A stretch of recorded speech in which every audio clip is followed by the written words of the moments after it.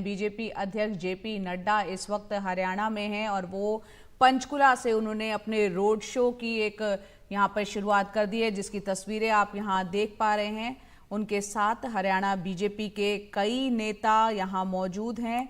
साथ ही इस road show में सैकड़ों बीजेपी के कार्यकर्ता भी मौजूद है। मनोहर लाल खट्टर मुख्यमंत्री को भी आप देख पा रहे हैं।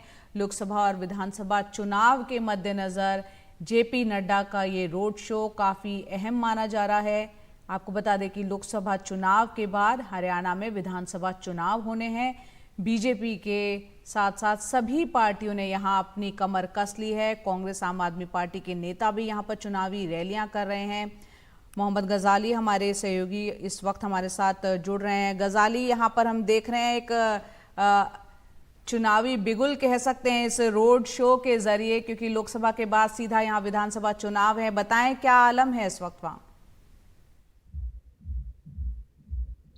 जी देखिए, मेरे पीछे तो वैसे आपको लग रहा होगा कि सन्नाटा है, लेकिन पीछे से नड्डा साहब और मनोहर लाल खट्टर हरियाणा के मुख्यमंत्री जो हैं वो एक गाड़ी पे चढ़कर गाजे बाजे के साथ और नारेबाजी करते हुए उनके कार्यकर्ता जो हैं पंचकुला में सेक्टर 1 या 2 की तरफ बढ़ रहे हैं। और इस पूरे रोड शो का महत्व ये है कि हरियाणा में 10 सीटें हैं लोकसभा की, और 10 की 10 सीटें 2019 में भाजपा ने जीत ली थी।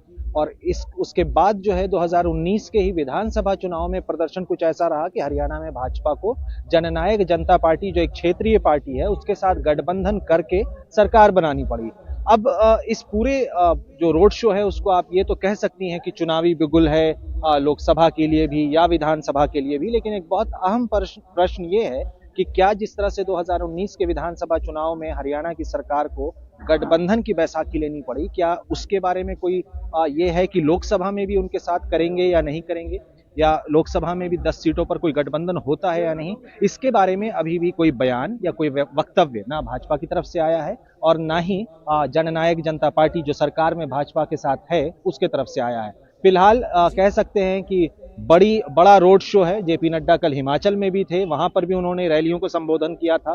आज यहां पर वो रोड शो कर रहे हैं हरियाणा के मुख्यमंत्री मनोहर लाल खट्टर के साथ, और इसके बाद जो है वो चंडीगढ़ इकाई के जो पार्टी वर्कर्स हैं या कार्यकर्ता हैं उनके साथ भी मुलाकात करेंगे। तो नए साल में 10 सीटों के लिए संघर्ष जारी है। दूसरी तरफ कांग्रेस और आम आदमी पार्टी भी हरियाणा के अलग अलग इलाकों में रैलियां, परिवर्तन रैली या भाजपा हटाओ रैली टाइप के जो प्रोग्राम्स हैं वो भी कर रही हैं। मेरे पीछे आप देख सकती हैं कि कार्यकर्ता जो हैं वो आगे आगे उस गाड़ी के जिसपे जेपी नड्डा और हरियाणा के मुख्यमंत्री मनोहर लाल खट्टर चढ़े हुए हैं, उसके आगे आगे जो है कार्यकर्ता जा रहे हैं। और मेरे पीछे दूसरी तरफ सड़क जो है, इस तरफ जो है आगे चौक है जहां तक ये लोग जाएंगे।